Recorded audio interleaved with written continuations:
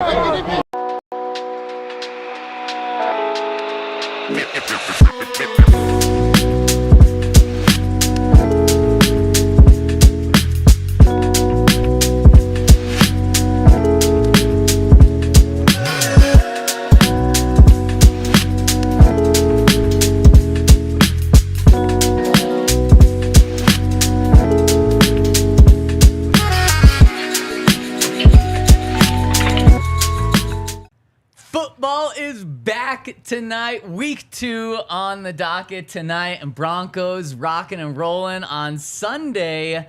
Todd Davis, Henry Chisholm, Zach Stevens rolling with you today to give our final picks for this game.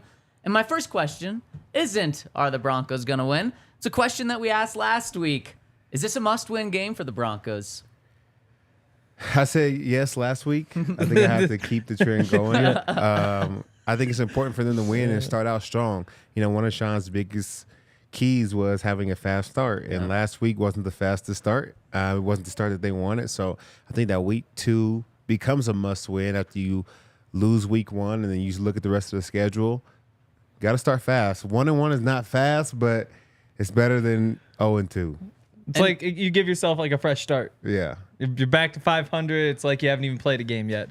And really quick, Henry, just off of that, the rest of the division could be at 500. So it literally could be like just a complete fresh slate after week 1. Definitely. But yeah, you have to win this one. You can't go down 0-2. Like, especially because then you have the Dolphins and then the Bears the next 2 weeks. Both on the road. Mm-hmm. Exactly. I guess the Bears, I mean, they looked horrible. Which I really enjoy personally. But yeah, I do think that Dolphins game is going to be really tough.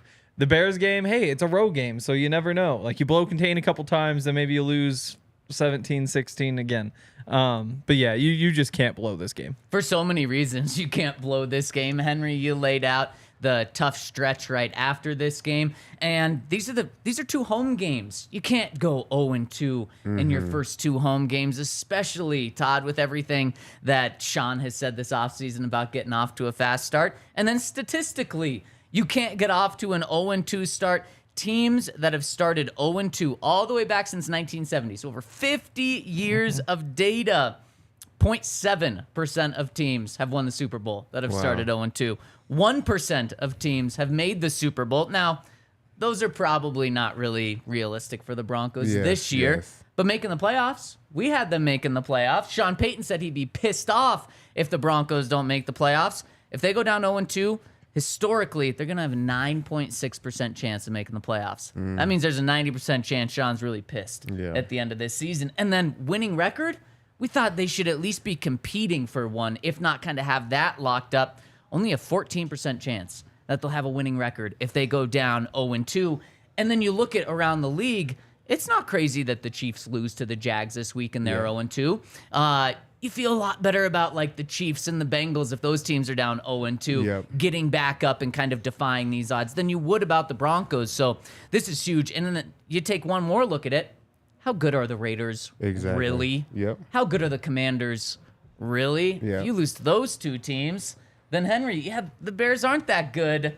Is that a guaranteed win for the Broncos? Absolutely not. I couldn't say that after losing to these teams. Yeah, and like you said, I think the caliber of losses, even if the Chiefs were to go 0-2, you're facing the Lions, who are projected to be pretty good this year, and then the Jags, who are going to have a pretty good season. That's very different than losing 2 games in a row to the Raiders and the Commanders. So we can't start 0-2. 1-1 is the best we can do right now.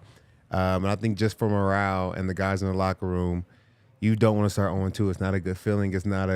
It's hard to boost and have energy. Like, of course they're going to come ready to play because they're professionals, but that extra edge of energy, that extra push that guys give, that's not in the locker room anymore when you're 0-2. Right. And we talked about with Pat, and you talked about it too earlier this week. We talked about just like maybe fans are just a little, not more emotionally vested, but it's harder for them to take a step back and look at a week 1 loss and say like, okay, things are going to be okay. Where players kind of do have a better perspective at times. Like, it really is just one game. We can bounce back. But Javonte Williams, a guy that does not say much, yesterday in the locker room, he said, we need this one. And he just outlined kind of the 2 games at home, then 2 games on the road. We need this one. A soft-spoken guy saying that just puts even more, not emphasis on it, but shows just how important this game truly is. Yeah, the locker room, I mean, they're feeling the pressure. They feel how we feel. Like, they understand the schedule. They feel like, hey, we need to start off getting some wins because you go 0-2, there's a very high chance that we can go 0-3 to start the season, and I do not like those odds. Oh, no, that would be then we're talking like big picture questions at that point. So let's jump into this game. Will the Broncos start 0-2? We're going to give our picks in the 4th segment for this, but how do we see this game unfolding? Because while the Commanders aren't a great team, they were 8-1 last year, and maybe their quarterback play is better this year than it was last year. We don't fully know that yet, but this team is not a team that you can just look over and expect to win a game. Yeah, no, they're really good. I was honestly surprised because you talk so much about the defensive line, but then you actually watch the Commanders like once, maybe twice throughout the year. Actually going back and watching them play the Cardinals, it's ridiculous what those guys do. Like they're just double teaming Payne, and it doesn't matter. Like he's just tossing him to the side and going in the backfield for tackle for loss. It's like, wait, what are you even supposed to do? And when that's kind of your starting point on offense is we don't think we can run the ball up the middle. Even running to the edges is going to be tough, and pass protection could be kind of sketchy. Although there's some great stats about the Broncos, like what I think the best pass rush win rate offensively or whatever you call that in the NFL in week 1, and a lot of that's because Russ got the ball out so protection. quick. Yeah, exactly. Okay. But still, like when that to me is where this game starts. Yep. And there's no easy answer to playing those guys.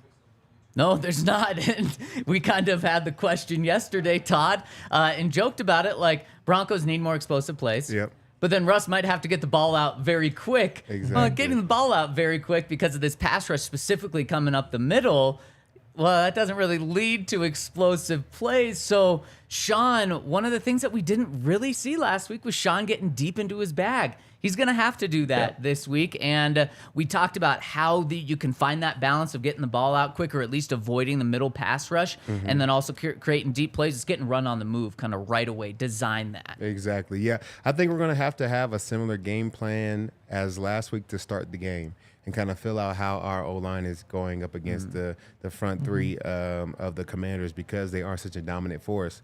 And I look for us to have maybe 2 or 3 shots. I know we had 0 last week, so 2 or 3 is I'll take 2 or 3. A big jump. So I say we have 2 or 3, and I look for them to come on maybe some trick plays, like maybe like a double pass, like I mentioned yesterday, like being able to toss the ball out to Jerry Jeudy. Now he has space to be able to make another read and get it down the field to Cortland, as opposed to Russ sitting back there, not having much room, maybe under pressure. I think there's creative ways that we can do things that we can do to get the ball down the field that doesn't necessarily involve Russ sitting in the pocket and holding on for dear life. Do you think the first play of the game is going to be a deep shot? Or do you think Sean's going to say, we've talked about it too much, that would be tipping my hand a little too much? Yeah, I think he used his big play, first play of the game last week. Yeah, with the onside that's true. So I think he's going to be steady Eddie to start the game and then probably mix in some big plays. Do you think the Commanders would be expecting an onside kick more after last week or less because it didn't work? The coach probably has talked about it at least 5 or 6 times. The special teams coach, no doubt, has talked about like defending an onside kick. So I guarantee we won't do it again because now teams will be 100% ready for an onside kick no matter when. We're kicking off, they're going to be ready. They're coaches. When something like that happens, your coach tells you like 10 times before the game, like, watch the onside kick. Don't even leave until it's kicked. Like, you be the last person down there. Make sure they don't do an onside kick, so they'll be ready. Yep, and especially playing a Mile High when you can expect a touchback for the most part, you don't need to get back and block. You need to make sure that ball does not get past you on an onside kick. Exactly. So we talk about big plays, explosive plays. Typically, I think the NFL categorizes big plays as 20 or more yards. We know the Broncos had 2 of those last week, 20-yard run and a 21-yard play. Or I guess they were both passes, actually. You know how many times Russell Wilson threw the ball more than 15 yards? Just threw the ball. Not completion, just threw the ball. Twice. Yep. One to Cortland and Dorsett on the sideline. Nailed it. Twice. Yep. You know how many times Tua did last week? how many? 15. He set the record. 15 He set the times. record. It was the most in like 20 years. Love And it. how about this? He went 60% on those throws, which Yeah. is insane. Now, He's playing a different game than Russ, though. he is, and That's- I'm not expecting Russ to get anywhere close to that, but it just shows, like, how are they playing the same game exactly? Like, how is this not a different game that they're playing? It feels like Tua's back at Alabama, just throwing to Jerry Jeudy and all these first-round wide receivers. But yeah, I think if we can get 3 shots, and when we say shots, I mean a little more than 15 yards. I'll take that. Hit on 2? Yeah. Maybe you hit on 1, but then another one's a deep defensive pass interference, which we saw Cortland Sutton draw last week. Let's start with baby steps. It's funny because I would love to see the stats from Russ's time in Seattle because it felt like that was a major piece of his game. Yeah. There was tons of times we saw Tyler Lockett catching 30, 40-yard passes for touchdowns or DK Metcalf on 50-50 balls. So it's so weird to see it just not come up in the game plan now because it was such a big part of his game and he was successful at it. And it seems like there should be more opportunities this week than last week because with the Raiders, they're just sitting everybody back. Like if you're lobbing a ball up, it's going to be 2-on-1 in the defense's favor because they've got 2 safeties back there. They got the corners playing off. But with Washington this week, because of that defensive line that they have, last week they were just pressing everybody up. Like all the corners are up on the line of scrimmage. They're assigned jam guys because they only need to cover for 1.5, 2 seconds before somebody gets to the quarterback. So it does seem like things should be open. The key to me is just like you've got to keep running backs in to protect.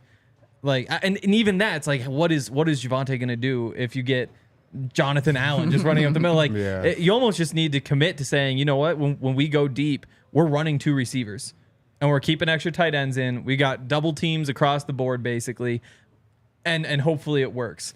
And I still don't even love that plan because I've seen, I just went back and watched that game yesterday where you have Payne and Allen just chucking guys to the side and just running straight ahead anyway. And I think that I'd be interested because if I was defensive coordinator for the Commanders, I'm going to play you guys just like the Raiders did. Yes. Because now I have the front to make it even more challenging, and I'm just going to sit back. You can throw stuff underneath, but you even have less time now, plus I'm sitting over the top, so there's no deep balls. Yep. Like, I mean, if he would do that, which I bet he will, he's going to play them just like the Raiders did. And see, that's what I would think would happen. And Jack Del Rio has been around the game for a long time. Yeah, shout out to Jack. I played for Jack. That's right. Yeah. I mean, you got to imagine he's smart enough to do that. Yep. Like, not just, and it's interesting because some teams, some coaches say, I'm only going to do what we do the best, and I don't need to focus on them. I'm not going to adjust to them. And then some coaches, which to me is smart, adjust to what the other team does. Yep. I would absolutely do that if I'm Jack Del Rio. But I think what the Broncos do is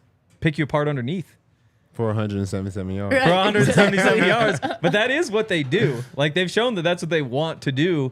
So maybe you do press up and just say, that's what you want to do. We're not going to let you do that. But again, that was a failed game plan last week. 16 points. And again, this team, when you do that, so much more or so much less margin of error that you have. Yep. And do you trust this offense to not have a big margin of error? No, I think they're going to make a couple of mistakes. And actually, last week the Broncos didn't have any glaring mistakes on offense. Yep.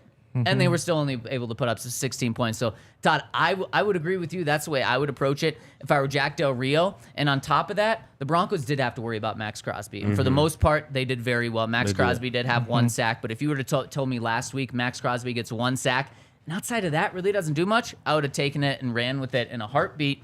Now you kind of honestly have 3 Max Crosbys on this defensive line. Payne is a beast. Montez Sweat had 2 forced fumbles last week and a sack and a half, and Jonathan Allen led the NFL in pressure rate from the inside. Yeah. That is so scary. It's a tall task. I mean, like you said, you're covering 1 guy versus 3. I mean, somewhere on that line, he's going to have one of those 3 is going to have a one-on-one block. And that's always tough to defend against. I think it's easy when you can double team and chip. But when the guys on the inside are just as good as the guys on the outside, man, guys just got to step up. They got to bring their lunch pail and come to work. And, I mean, Chase Young might be back too. Yeah. Which is just ridiculous when you look at what they already have. Like the 2 guys in the middle, you've got Sweat. So my thing is you need the creativity in the running game too. Like you got to start.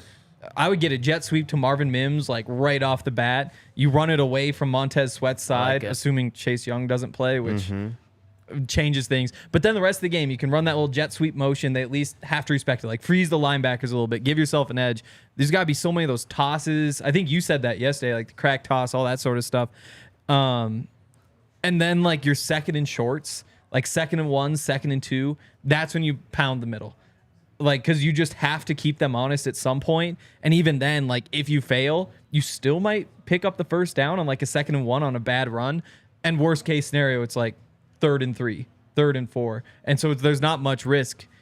I'm curious what they're going to do, because you at least at some point have to stress the middle of the field. Like, at least try to get something going up the middle. I don't know. You don't Really? have to. You don't think so? No, I think you don't have to throw it past her 10. Like, I just wouldn't do it. You know what I'm fair, saying? yeah. There's certain things that you don't want to sign yourself up for. So if there's any way for them to avoid the middle of that defense, I would take it. And I think this is a huge game for Jaleel McLaughlin, because getting to the outside, whether it's on runs, whether it's on screens, whether it's on instead of Marvin Mims doing a jet sweep, it is Jaleel. It's getting him on the outside, getting that speed. And last week, we didn't really see Jaleel get that many touches. And Sean Payton was asked about it yesterday. And without saying it, he said, yeah, at the end of the game, we messed up. We realized that we should have given him more touches. He's an explosive guy. And we're going to change that this week. So I think that's exactly what to expect, is a lot more than...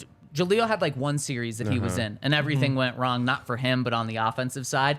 They moved back, like that's when they had the 2nd and 35 or something. Yeah. I expect Jaleel to be in on a lot more, not just because of they realize he's a playmaker, but especially just going up against this front, getting to the outside. Yeah, I think this is more of a game for him. It's interesting if they decide to do more of the power running game, because I think the two backs, Javonte and Samaje, are so good at breaking tackles and making plays happen that I wouldn't want to see McLaughlin in there running powers or running traps. Never. So they definitely have to be very strategic about when they put him in and when they want to stress the outside. Now, of the defense. would that be tipping your hat too much, or is that something where if it really is worth it to tip your, like, is it worth it to tip your hand in that direction? Yeah, in some aspects, because you could do certain things. It opens things up for like trick plays. Like, yeah, you have him in a single back. He may be lined up over the tight end, look like he's running a toss, and you can run a fake toss, and you maybe run a power to the backside to where it's less bodies over there, but you're still trying to work the outside of the defense. So you can tip your hand, but it kind of works in your favor if you can do it right. Right. Well, we've talked about a lot about how the Broncos can attack this defense. What about the flip side? How concerned are we about the Washington Commanders' offense, if at all? After I tell you about our friends over at Game Time, you want to see this game in person, see the Broncos get their first win of the season, check out our friends over at Game Time. Use the code DNVR for $20 off your first purchase over at Game Time. So head to the App Store, download the Game Time app, and use the code DNVR for $20 off. And they have the Game Time guarantee, meaning if you find a better deal on a similar seat in the same section, same row, they're going to give you 110% of the value of your seat. So they're going to guarantee that you're getting the best deals out there. Alexis got her CU-CSU ticket over at Game Time yesterday. If you want to go to the CU-CSU game, see Jay Norvell and Deion Sanders. Don't bring up Jay Norvell. He's trying to get his shine today. He really wants attention. Did you see what he said? No, I didn't see it. Oh, man. I'll find the clip. Let's talk about Oh, it in just a second. okay. Actually, send the clip to you here. Let's actually play it because it's wild. Go to Game Time. Use that code DNVR for $20 off. And if you can't make it to the game and you would like to stream it, use Fubo TV. Sign up through the link, FuboTV.com/DNVR. They have over 140 live channels of sports, shows, movies, and news. You can stream from any device. Watch the most Colorado sports for the lowest price, and you can start watching immediately with a free trial. There's no contract, no cable, no hassle. Just sign up and start watching. They have over 1,000 hours of cloud DVR included at no charge. You can watch college football, NFL, the U.S. Open, the Ryder Cup. Basically, anything you want to see involving sports, you can catch it on Fubo TV. Again, the link is www.FuboTV.com/DNVR. All right, let's pull up a clip of, there's actually two things that Jay Norvell said. Well, the first one I forgot from a couple days. I thought I could search Jay Norvell and it'd be the first video that pops up. No, it's when he was talking about game day and big new kickoff both being there, and he said Stevie Wonder can see it's a great opportunity. I was like, I'm not sure I'd make the blind people joke. But I don't know. No. Everybody thought it was funny, so I guess it was good. But then the second clip I sent you here was last night's. Did that come? It came last night. I believe so. Yeah. Here, let's pull this up. So we're talking about CU-CSU, the Rocky Mountain Showdown. Deion Sanders, we know last week it was all about making it personal. That was the thing. Nebraska, big rivalry. He really got his team to buy into this rivalry, which is brand new for him and the team, but they bought into it. This week, it seemed like Deion, I mean, he was asked what motivates you for this game, and he says, God hasn't told me yet. So he didn't know how to motivate his team for this game in terms of like the exact angle. I think that was just yesterday. Then a couple hours later, Jay Norvell gave him and the team all of the motivation that they needed. Let's hear the clip of Jay Norvell. I said on ESPN today, and I don't care if they hear it in Boulder. I told them I took my hat off and I took my glasses off, and I said, when I talk to grown-ups, I take my hat and my glasses off. That's what my mother taught me. So, and I sat on with ESPN today, and I don't care if they hear it in Boulder. I told them I took my hat off and I took my glasses off, and I said, when I talk to grown-ups, I take my hat and my glasses off. That's what my mother taught me. So that'll play well up north. I don't get it. They're 23-point favorites. Like, why do you want to poke the bear? Just like leave him alone and just go and hope that you guys can at least beat the spread. Like, come on, guys. That doesn't make any sense. Now they're going to be running the score up. Yeah. Like you're gonna be going for fourth downs in the fourth quarter. Like this is going to get ugly now. Well, and did you hear after Shedeur scored a touchdown last week or something against Nebraska, Coach Prime was mad at something he did, and like a celebration, maybe got a flag or something. Oh, yeah. And he said, Dad, it's personal, because that was the message that Deion had been preaching all week, and Deion just laughed, and he said he couldn't control it because it was just he loved how much he bought into it.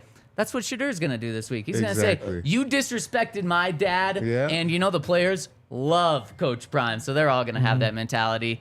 It should be, the spread should go up 10 points because of this. And everybody's coming in hats and glasses, like, get ready. Just get ready. After a touchdown, there's going to be some hats and glasses pulled out. Yeah, without a doubt. So that's a little bit of what to expect this weekend. But what should we expect on Sunday on the other side? Is there like really something that scares you about this, or how do the Broncos win on the defensive side going up against this offense? I wouldn't say that I'm nervous for this game as far as like the Broncos defense. I mean, they have one really good wide receiver. Their quarterback is still got to get him the ball, and I don't know how dominant he is. I feel like they should be able to stop the running game. Overall, it should be a good outing for the defense and end up with some picks and some turnovers. So the Commanders' offense doesn't scare me. Out of all the teams that we play, I feel like maybe I'm the least worried about this Commanders' offense. Which, in hindsight, I think the Raiders might actually have a pretty nice offense. I think maybe we didn't give them enough credit. Like, Jimmy can get the ball where it needs to go. Josh Jacobs didn't do his thing, but we know what he's capable of. You've got Devontae Adams. You've got Jacoby Myers to play a great game. Like, we didn't even see Hunter Renfrow all that much, but that's a nice slot receiver.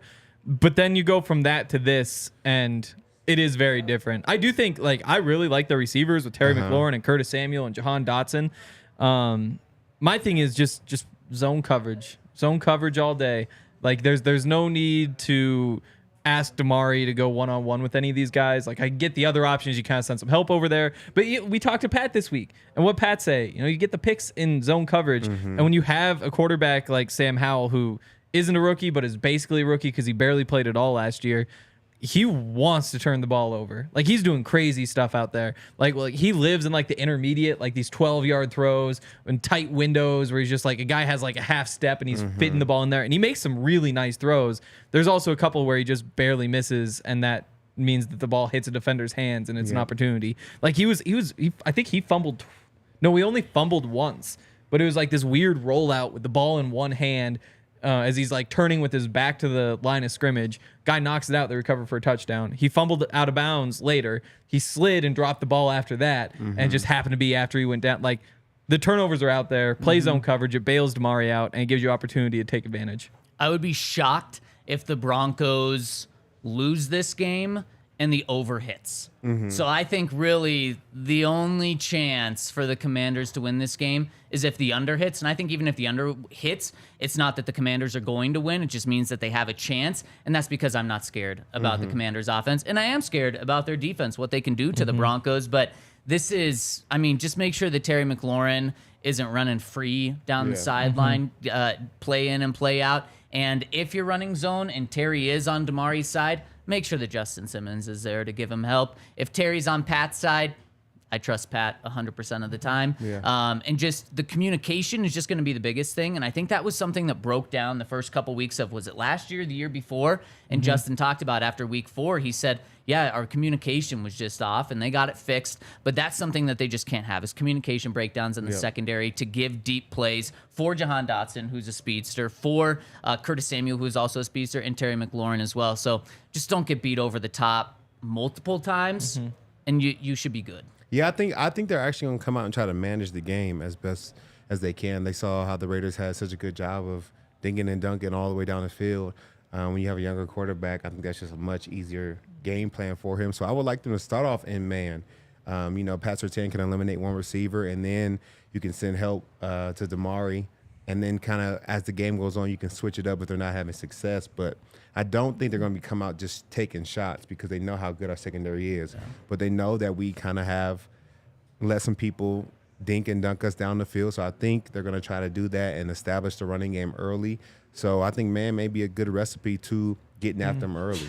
And body on the body. Yeah, I like that. And up front, a massive test for the Broncos pass rush, not in a way where they're going to be tested, but if they don't win this battle, I don't know when they're going to win. Because the Commanders, who have no one on their front, or the Cardinals, who have no one on their front seven, got 6 sacks last week on Sam Howell. If Randy Gregory, Jonathan Cooper, Frank Clark, Nick Bonito can't get a couple of sacks in this game, it's gonna be trouble. So I've got a number to throw out: 9.5 sacks for the Broncos and Commanders. Oh, together. Okay. Yeah, your eyes were like, what are you talking about? Do you think it's going to be over or under total sacks in the game? That's a big number still. That's a big number. I'm going to say under. I'm going under also. Going under? I think you want those edges to contain. Sam Howell can... Like, that's probably where he's at his most dangerous, is when he's running out of the pocket.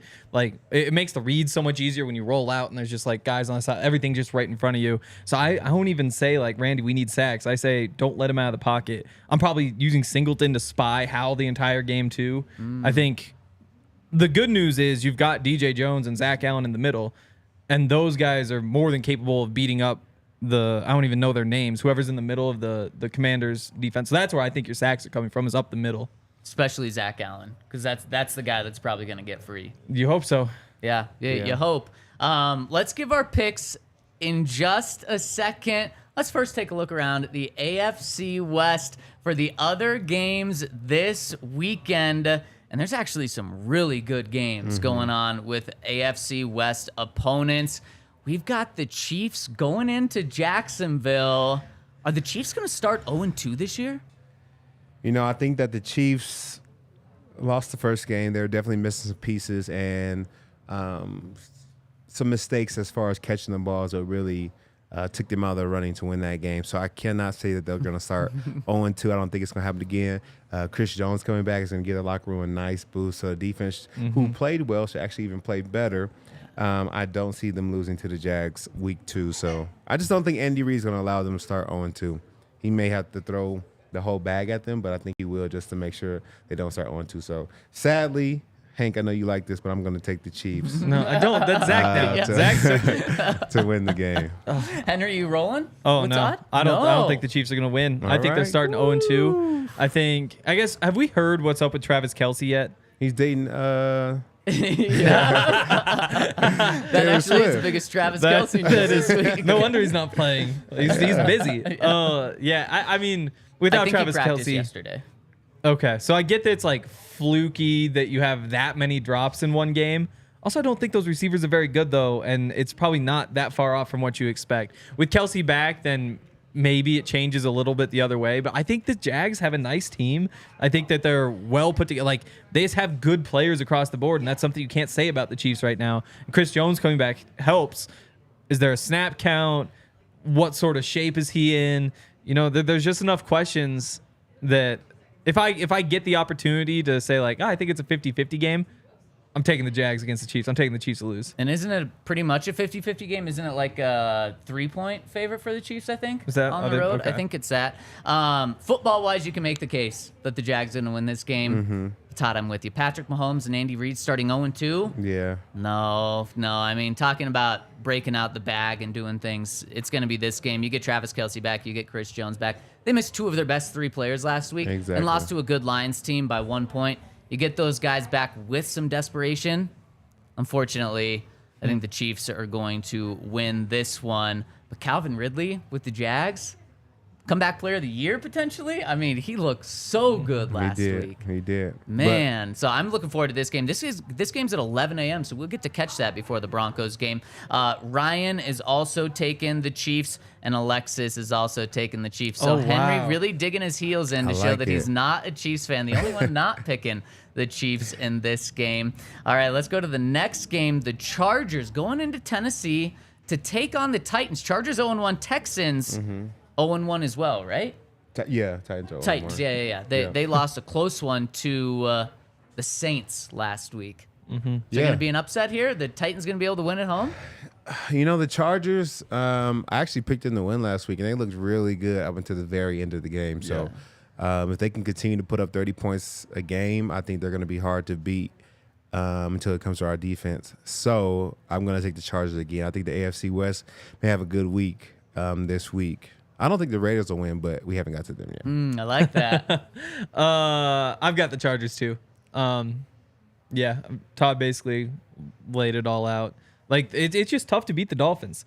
Like, you just can't put them away because they'll just keep scoring so quickly at the end of games. So I think the Chargers probably deserve to win, and I think that, they're better than the Titans. They'll win this one. The Titans scored 15 points last week on a team that I think is going to average close to 30 points per game with the Chargers. It's probably not even going to be close. If the Titans go down in this game, they're just done. Yep. Because they're not going to be able to come back. So I'm going Chargers as well. Alexis is going Chargers, and Ryan is going with the Titans. Wow. I don't think he's going to be like Hank. He's never going to pick the Chargers to win a game this year. I just picked the Chargers. No, you're not. You're never going to pick the Chiefs. There's a chance. We'll see who they play next week. And I'm going with the Chargers as well in this one. And then the final non-Broncos game in the AFC West this week, we've got the Raiders going into Buffalo to take on the Bills. The Bills' offense was awful last week. Terrible. The Raiders going to go 2-0? Heck no. They're going to get a loss up there. I just don't see Josh Allen coming out making the same mistakes. I don't see his coach allowing him to, or Stephon Diggs. I think Stephon Diggs may jack him up on the sidelines if he has another 3 interception game. So I think the Bills are going to go out and win this game. And Vaughn's not back yet, but I do think that they're playing well enough to win when they don't just make silly mistakes. I've got the Raiders. My gosh. I think that offense can keep up.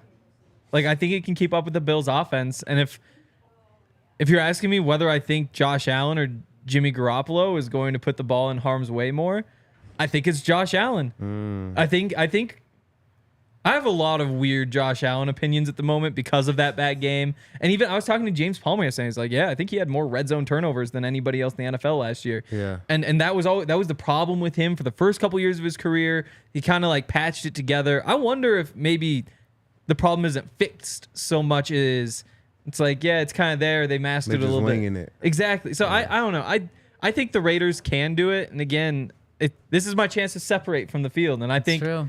All right. I don't think the Bills are all that good at the moment. I just don't see. I don't think the Raiders defense has anything on the Jets defense, That's that's fair. why I feel like the Bills will find a way to win. And that's probably smart. And you just need a big game for Max Crosby. Yeah. But betting on 3 sacks is probably like not a good idea. That was a really bad game from Josh Allen. It was. But that's not like it. He's never had those before. He's had those occasionally. And then what does he do? He bounces back and gets that stat line looking better with a 5-touchdown, no turnover performance. Yep. I think we're looking at a blowout at home for the Bills. And Josh and the Bills are feeling a lot better about themselves. So I'm going the Bills here as well. And before we dish out our Broncos picks, let's get into the Ryan picked the Bills as well. He was not stupid like Hank and picked the Bills. Wow. You're going to see. But let's get into the comment section really quick. After I tell you about our friends over at Bet365. At Bet365, they're celebrating the start of the football season by dishing out $365 in bonus bets when you place a $1 bet. That's all you have to do. Place a $1 bet, and they're going to hand out $365 in bonus bets after you deposit $10 and place a $1 bet. So if you want to get those $365 in bets for this weekend to use on college ball, to use on the showdown, to use on Broncos, or any of our AFC West games this week, place a bet tonight on either the Eagles or the Vikings. Vikings 6-point dogs going into Philadelphia. Want to get your guys' pick on that in a second. So check out our friends over at Bet365. You must be 21 and older, physically located in Colorado. Please gamble responsibly. If you or someone you know has a gambling problem and wants help, call or text 1-800-GAMBLER. That's code DNVR over at Bet365. And go check out our friends with Breckenridge Distillery. I still have that bottle of whiskey that we got from when we went out there, because I just don't know when to drink it. But every day, like, I walk by and I'm like, wow, that does look really good. Which is weird because I've never enjoyed like whiskey or bourbon before. Like, that's just not really a thing that I've done. Today, drink it today. Yeah, Maybe tonight, today's the day. Thursday Maybe night today's football. the day. Oh yeah, watch a game, drink some bourbon. Yeah. It just feels Very like such masculine of you, an Hank. adult drink. Exactly, right? Like, I don't. It's like Make sure you take off your hat and glasses if you want to be an adult. So Yeah. true. Yeah. We don't speak to anybody with a hot hat and glasses. That guy's insane. You're disrespecting me with that hat right now. You're disrespecting me with those glasses. Yeah, Breckenridge Distillery is awesome. They've got all sorts of good stuff. Obviously, the Ed McCaffrey bourbon, the Alfred Williams bourbon is it's all just great stuff. So go check it out. And you can vote on your favorite at BreckenridgeDistillery.com/bourbon of Denver Broncos. There's like hyphens between each word. And you can win 2 tickets to the Breckenridge Bourbon Whiskey Suite, which is really cool, for the Broncos-Chargers game on New Year's Eve. That would be an awesome way to spend that day. So just make sure you do that. You actually have plenty of time. It's they'll narrow it down to 10 people on December 1st and narrow it from there. But go to BreckenridgeDistillery.com/bourbon-of-Denver-Broncos to enter. Let's dish out our top 5 Bet365. Let's do best players in Sunday's Broncos-Commanders game. We're not saying most important, so a quarterback doesn't have to be in here. Sorry, you hear, as you have Russell Wilson there. Maybe Russ makes it in here. Yaya loves Russ. Who's the best player in this game? Hands down, I say Pat. Pat is the Hands best down. player on either side of the ball. And I'd like to take that one first because that's the easy freebie, and you guys have to come up with some other guys. But Pat Surtain easily number one, without a doubt.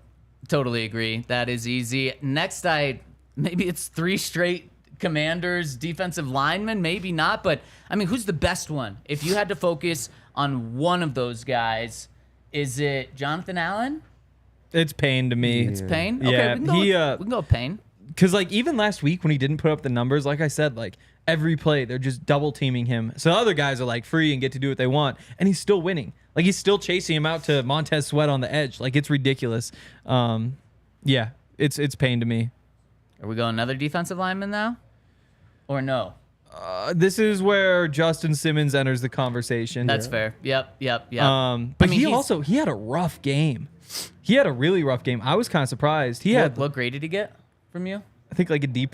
Wow. Which doesn't happen often for him. But like he missed 3 tackles. He some of it was tough breaks. Like there was that ball to the tight end up the seam, like the 20-yarder, which is like a perfect like back shoulder throw, and Justin couldn't get his arm in. But at the same time, it's like that's still like a knock. Like those are the plays that you kind of need. But still, obviously, like there's no reason to worry about Justin Simmons. I think he has a case for number 2 or number 3 player in this game. Yeah, let's go number Yeah, 3 solid. here That's because solid. I mean the best safety in the NFL. Yep. One game Yep. doesn't change that, and he can step up. I mean, he could have 2 picks in this game. Yeah. Now we going back to the defensive line. Yeah, we can. I think so. Jonathan Allen, Montez Sweat.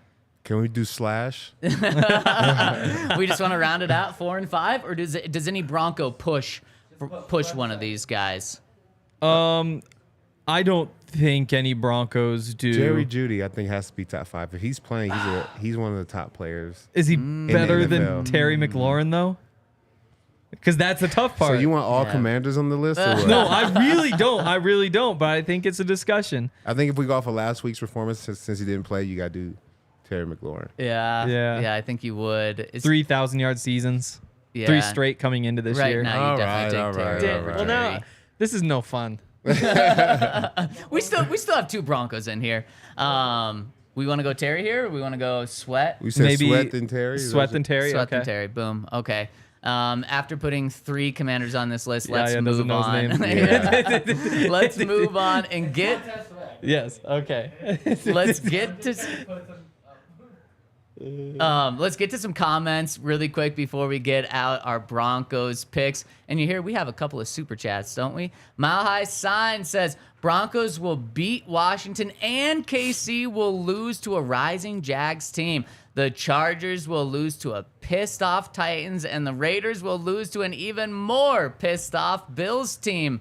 Well, that would be the perfect weekend for the Heck Broncos. Yeah. We're talking Broncos will be tied with the Raiders for top of the AFC at 1-1. Wow. With 2 0-2 teams, the Chargers and the Chiefs. That would be something else. It'd be a perfect weekend, but I don't know. I can't bang on perfect weekends anymore. We had that last week, and we fumbled the bag. So I don't know. Close. Yeah. The Chiefs lost. The Nebraska lost to CU, and the Broncos were 1 point away. One point. Based on the betting odds, there's about a 10% chance That's going to happen. that everything works out, including the Broncos. So what you're saying, though, is you can get 10-1 odds if you bet on all that. You can. You can. Man, that'd make a perfect weekend even better. Yeah. If you're going to be cheering for those teams anyway, Might make as some well. money. Might yeah. as well. All right, let's hop into the comments on the website. Hit a few really quick. First one coming in from our friend Mile High Sign. Again, he says, I need to keep our draft picks, but with the lack of weapons we have and the injuries at tight end, what do you think about the Broncos trading for Kyle Pitts? Lions traded TJ Hawkinson to the Vikings, and he's balling out now. Could Pitts do the same for the Broncos? Thank you. They're not trading Pitts. Yeah, I don't see them.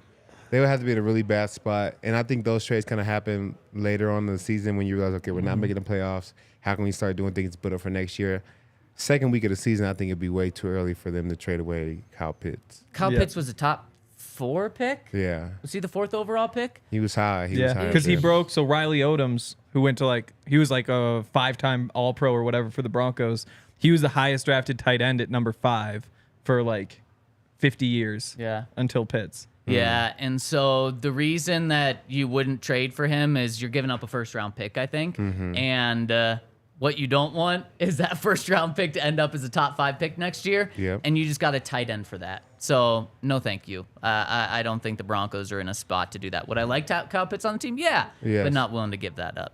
Next one, Arvada Luke says, Game 1, it felt like the players were not quite executing on what was called, and the coaches' calls adjusted accordingly during the course of the game. I thought Sean Payton was hoping that there would be a few explosives in the short throw game with some yards after the catch that never materialized. If this is true, how much better do we expect execution to be just 1 week later? Also, how superstitious do we think the locker room is right now? Much love, AL.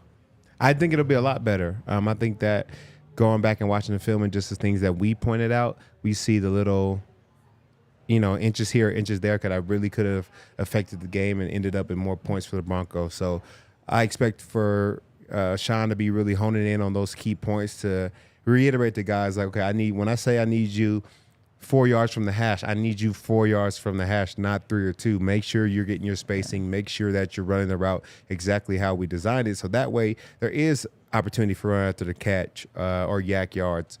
It's all within the play design, so I'd expect it to be better. Superstition, I don't know. I don't know if the guys are rubbing rabbit's foots for the game right now, but they may be saying some extra prayers and doing what they can to help fuel the team. So, but if you are superstitious and you have a lucky hat or a lucky shirt, I could tell you weren't wearing it on Sunday. So put on your stuff, man. We need the Broncos to win. Come on. I thought you were gonna say put on the ski mask. Did you see that? That's what C.J. Gardner-Johnson wants Lions fans to do. He wants every Lions fan to wear a blue ski mask to the game on Sunday. I like it. I like it. Wow. Yeah, that would be quite an atmosphere. No face, no case. Where do you find those? Yeah.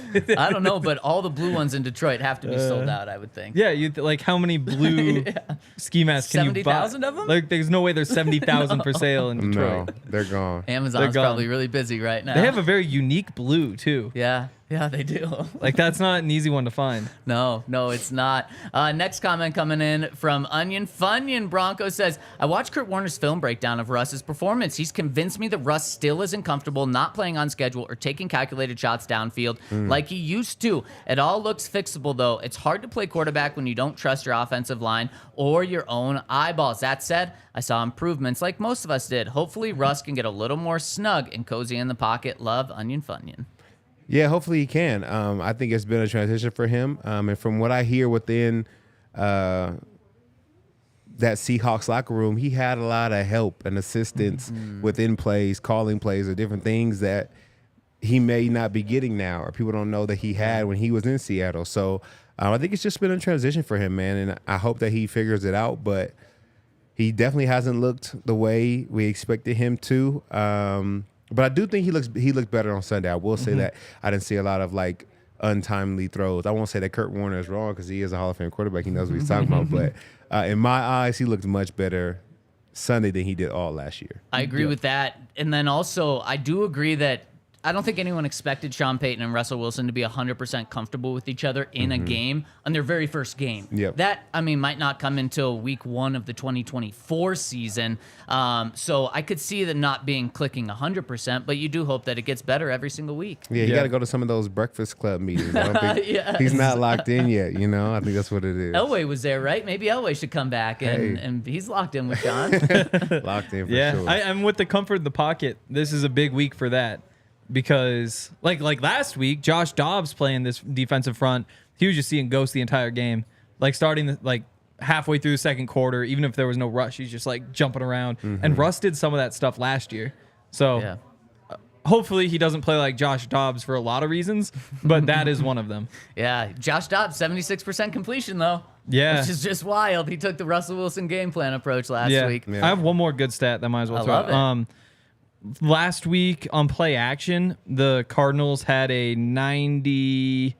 Where'd it go? A 95 passer rating, I believe. 94 passer rating on play action. 66 with no play action. Huh. Which is what you expect. Like the game plan is you move the pocket.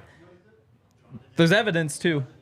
Like you just got to get them out of the pocket. Yeah, and if the Cardinals are doing something well, you should be able to do it even better than them True. on the offensive side of the True. ball. And last comment on the website coming in from Foco Buff says Broncos 31-13 Sunday. A little too unrealistic.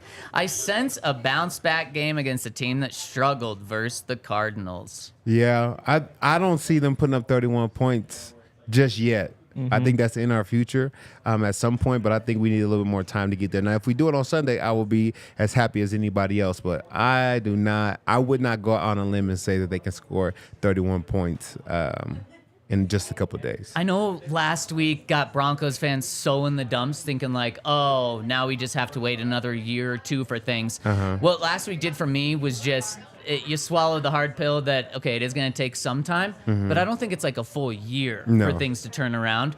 But it did calm my expectations for how good this offense is going to be the first 4-6 weeks. So a win is not out of the realm of possibility. Yep. Putting up 31 points, I wouldn't go that far yet. But Todd, I want to get your game score. Henry, your game score after I tell you about our friends over at Shady Rays. Use the code DNVR to get 50% off 2 or more pairs of polarized sunglasses. This is such an awesome deal because if you're buying a gift for someone, just use the code DNVR, and then you're going to get a free pair for yourself. So, it can't work out any better for Christmas. You want to get some gifts for the family?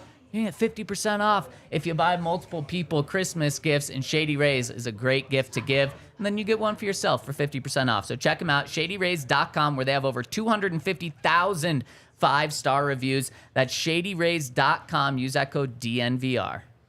And shout out to our friends over at Backus and Shanker. Call 222-2222 to set up a consultation. When you get hurt, Baggins and Shanker is here to help. They win for Colorado families. They have been helping those who are seriously injured in Colorado for more than 25 years. They are free until we win money for your case. There is no upfront fee to talk with them about your case. There's no fee while they work on your case, and there's no fee unless you win your case. And they have won over $1 billion for their clients, and they have locations all over Colorado, including neighborhood offices in Denver, Aurora, Inglewood, and Fort Collins. Baggins and Shanker is here to help. If you've been seriously injured, again, smash the 222-2222. Boom, hit the twos.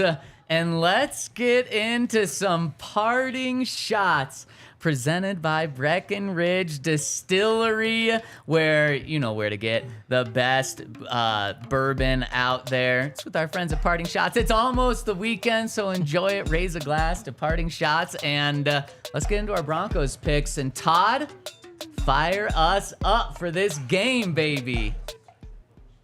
I got it. Hey, get it turned up, TD. Let's go get it turned up. Oh my God. But this feels fucking great. This feels fucking great right here, baby. Hey, we know we got to cross the line. It's time to whoop their ass. It's time to whoop their ass. Let's bring them to these boys now. Let's go, y'all. It's on us. Let's go to one. Let's go to one. Broncos on three. 1, 2, 3. Broncos. In the words of the great Todd Davis, it's time to whoop their ass. Let's go. Are the Broncos gonna deliver a whooping this weekend, Todd? Yeah, I think we're posed for it, man. 31 points, I think, is a stretch, but I think we can get to 24 points. I think we hold them to 10. I see this offense as, it's the NFL, so everybody's good, but I don't think this is an offense that is high-powered and that can score a lot of points if we put the pressure on them early and our back end comes to play. So I'm going to say 24-10. The Broncos get the win, and we whoop their ass. In the NFL, that adds an ass whooping right there. I love it. Covering the spread. I believe the spread right now over at Bet365 is 3.5. So, yeah, you cover it by 10 points. Absolutely. Henry, you following trend? Yeah. I mean, I think it's possible the Broncos put up a big number if you wind up with a great game from like Quinn Meinerz and Ben Powers, but I can't bet on that right now. Like, it just seems unlikely that they're gonna be able to handle it, even though they played really well last week. It'd be a lot of fun, and if they do it, then the rest of the season, I'm gonna be saying like, wow, this might be one of the best offensive lines in the league. But I think it's 16-13 that the Broncos win. 16 again. I think we get another 16 on the board. Yeah, it's a win's a win though. Yep. A win's a win. Yeah, you would walk away with that, be happy with it. Alexis has the exact same score as last week, 17-16. But the Broncos are coming out on top in this one. So 16 is the number this week because Ryan has also taken the Broncos to score 16 points. He's got 14 for the Commanders, 16 for the Broncos, and I like 16 as well. I'm going the Commanders score 16 points. Okay. Broncos scoring 20 points. Todd and I believe in this offense Let's go. to be better, at least, than last week. But we've all got to win. We all had a win last week, too. Is this bad? Is this bad? No, I don't think this is superstitious right here. We can't be superstitious for voting on them, I think we got to stick to our guns and believe that this is a win, and have the faith. You know what I'm saying? Yeah, you got to have the faith. And maybe if 2 weeks in a row we all pick and win and they lose, then there's a little superstition there. But so far, I think the Broncos are going to win this game. What's your stat line for Russell Wilson? I think he breaks the 200 yards this Wow, game. don't go crazy, Todd. No, 203. like 203 yards with the win. Philip Dorsett catches the ball. That's the difference. Yeah. He did catch the ball. Sean yesterday said his it was Russ said his toenail must have been out of bounds. And wasn't it his heel that touched out? Probably was. So he's got something weird going on with his toenails, if that's the case. Oh God. Henry, what's your stat line for Russ? I think it's going to be a lot like last week. We'll call it I think they got to throw the ball a lot. So like 37 passes, which is a crazy number, but I think it's possible. And he completes like 27 of them, a little less than 80%. And I think so did he complete 27 last week? I think so. Yeah. 36, 27, 36, Yeah, something like that. So that's similar. I'll say 198 passing yards. Doesn't quite hit the 200 mark. Wow. Yeah, but he doesn't throw an interception. When Dorsett didn't catch that ball, would that have been an explosive play? Yep. So that would have put him over the 200-yard mark. Yeah, that was 21 in the air, and I think like he ran for another 20 after. Yeah. But that He was the had so difference. much Yeah. room. That was the difference. And- So he has to get over 200 yards this game. He has to. Jerry's going to be back. It's Yeah. not official yet, but I expect Jerry True. Jeudy to be playing. I'm going to say he does way better than what you guys are saying. 207 yards for me through the air. And it's not going to be close to an 80% completion percentage because he does take a couple of shots in this game. But what's funny is we talked so much this offseason because of Sean Payton talking about it. They're going to run the ball. They're going to run the ball. They're going to run the ball.